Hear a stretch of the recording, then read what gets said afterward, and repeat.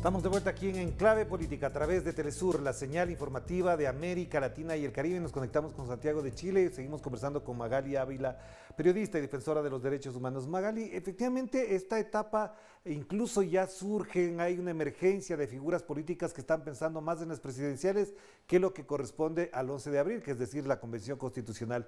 De todas maneras, en función de todo aquello, ¿cuáles son los ejes del debate público? Es decir, usted ha mencionado que hay algunos elementos que son sustanciales a la necesidad de transformar a Chile en una sociedad más democrática, incluso más republicana, si se quiere del caso. Pero ¿cuáles serían esos ejes de discusión pública que deberían afrontarse en el debate público? Bueno, definitivamente el Estado subsidiario que tenemos, o sea, eso hay que acabarlo, porque los derechos están consagrados universalmente y en Chile, digamos, algunos derechos son considerados bienes de consumo y es un privilegio de algunos. Y eso divide, digamos, muy fuertemente a la población. Es un lado el tema de los recursos naturales, que algunos han dicho Chile S.A., porque, digamos, ni el mar es del Estado, ni las montañas, el agua está privatizada completamente. Chile es un país minero, hoy día se está votando justamente por el royalty minero, que creo que Chile es uno de los pocos países que no tiene, siendo un país minero. Eso principalmente, y derechos de igualdad en todas las personas, que las personas no sean divididas, digamos, por la nacionalidad que tienen o el origen que tienen, ¿no? El reconocimiento a los pueblos originarios, los pueblos indígenas y afrodescendientes, también el reconocimiento a la migración, porque acá los migrantes, las personas extranjeras, son consideradas de segunda categoría, no son considerados ciudadanos y ciudadanas. Quienes están presentándose, por ejemplo, a este proceso constituyente han tenido que asumir la nacionalidad chilena para poder presentarse. Entonces, negar su propia nacionalidad para tener derecho a opinar políticamente, eso es muy injusto. Y también tiene que ver con cómo la policía, o sea, acá se está discutiendo si se reforma a Carabineros o se disuelve la institución de Carabineros. Nosotros no queremos un carabinero, una policía que nos reprima, sino que una policía que nos resguarde, ¿no? Acá los narcotraficantes, los criminales, se pasean por las poblaciones impunemente, mientras que la policía está cuidando un monumento o un pedazo de piedra o está atento a las movilizaciones, las protestas, digamos, en vez de atender finalmente a combatir el delito, ¿no? Entonces, ¿qué tipo de policía queremos? Eso también se tiene que hablar en este proceso y, por supuesto, el tema de la, de la participación del Congreso, cómo se puede participar en igualdad de condiciones en las elecciones, ¿no? Cómo es posible que se arrastren candidatos que tienen menos votos por un sistema electoral, digamos, bastante injusto. La justicia también, estos jueces o esos tribunales que son nombrados por el presidente, el poder que tiene el Tribunal Constitucional no se puede permitir. O sea, acá cualquier parlamentario o parlamentaria con buenas intenciones presenta un proyecto de ley que finalmente es considerado inconstitucional porque así ese poder tiene un grupo de jueces. Entonces hay varias cosas que en realidad hay que revisar completamente. El tema de la administración de los barrios también. Eso. Pero entonces ahí también hay un elemento que es clave. ¿Hasta dónde la actuación, por ejemplo, de la élite de la derecha chilena, el mismo gobierno, está siendo, digamos, considerada como un factor determinante en esto? Te planteo lo siguiente por lo que voy a decir, Magali, en función de esto. Es como que lo de octubre del 2019 y todo lo que vino después queda como vaciado de contenido para esas élites y para muchos sectores. Y ellos han podido recomponerse frente al vendaval sufrido porque efectivamente quedaron desnudados en su naturaleza. Este vaciamiento del significado profundo, ¿crees que efectivamente va a incidir en las elecciones del 11 de abril o no? Sí, o sea, definitivamente los partidos políticos finalmente que fueron tan cuestionados en la revuelta del 2019 son quienes van a salir ganando. O sea,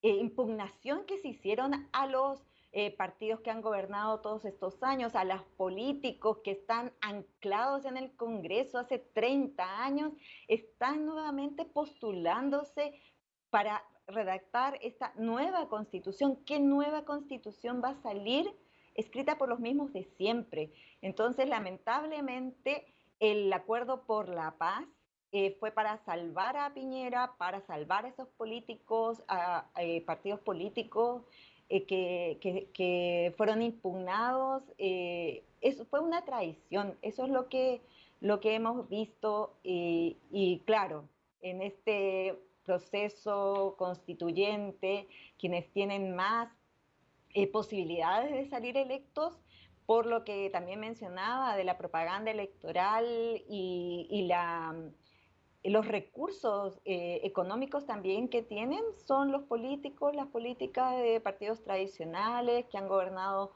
estos 40 años y que son las caras más visibles y que no tienen nuevas propuestas, sino probablemente algunas buenas palabras de buena crianza nomás. Y este proceso podría, o esta nueva constitución que se redacte, podría ser muy similar a la que tenemos. Claro, pero entonces ahí la otra línea de análisis que cabe en estos momentos, Magali, es hasta dónde el progresismo chileno, la izquierda chilena, está mejor preparada para afrontar estas elecciones. ¿Qué elementos, digamos, innovadores del discurso y el relato político de la izquierda y del progresismo han llegado a la escena pública como para captar la atención del electorado? Mm.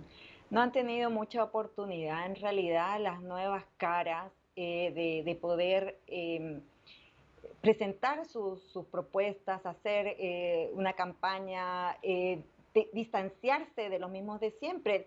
Los medios de comunicación hegemónicos también les dan más tiempo, digamos, más acceso a los mismos políticos, políticas de siempre. Entonces, no se ve una nueva, que las personas realmente de izquierda puedan tener acceso. Hay mucha gente valorable que ha trabajado durante años, que las hemos visto luchando en las calles también, que tienen muy buenas propuestas, pero tienen realmente pocas posibilidades de llegar. O sea, acá también el discurso del miedo a o sea, todavía ronda el tema de Venezuela, ¿no? O sea, cuando se presentó Piñera era Chilezuela, que Chile se va a parecer a Venezuela, qué es lo que quieren. Ahora nuevamente, o sea, cuando se habló de Asamblea Constituyente, al tiro inmediatamente vino a la cabeza el tema de Venezuela, y es el discurso que usa la derecha como para asustar a la gente, ¿no? Porque vemos, obviamente, que una crisis económica muy fuerte, digamos, y que no se cuenta acá lo que lleva a esta crisis, el embargo y que está teniendo Venezuela. Entonces, la verdad se cuenta a medias, ¿no? Y el discurso de los políticos de derecha y de la ultraderecha, que además ellos se mantienen unidos, han podido presentar listas únicas, mientras que la izquierda o la oposición presenta una cantidad de listas que completamente divididos, no se logró esa unidad para poder enfrentar y cambiar realmente este panorama político que está afectando a Chile.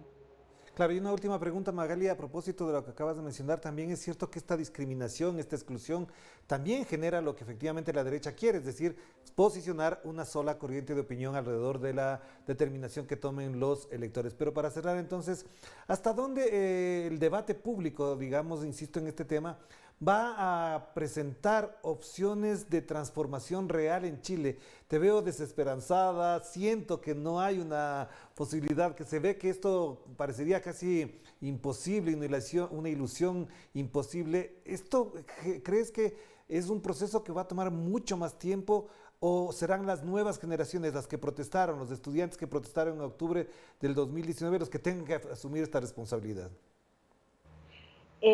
Sí, este proceso no se acaba con esta convención constitucional. Esto avanza porque quienes no están participando de este proceso siguen haciendo trabajo político, bueno, ya en la virtualidad en este minuto, pero siguen, por ejemplo, el movimiento por la educación es un movimiento amplio, amplio, transversal, de diferentes corrientes políticas, más de oposición, han logrado que despertar la chispa que logró el estallido y esto sigue latente. Los chicos, las chicas, los movimientos sociales no se quedaron en cuarentena, han cambiado las formas. Y esto tampoco nos damos por vencidas, ¿sí? No, yo particularmente tengo mucho entusiasmo por este proceso, pero tampoco me doy por vencida porque yo veo cómo desde abajo, desde los barrios, se siguen organizando. Hay gente que sigue soñando con un Chile más justo. Y esto solamente es posible construyéndolo nosotros, porque digamos el futuro es construcción nuestra. Así que tal vez no será ahora, en un par de años, pero esto está en construcción todavía. Sí será. Gracias, Magali. Un abrazo a la distancia. Cuídate mucho también. Que estés muy bien.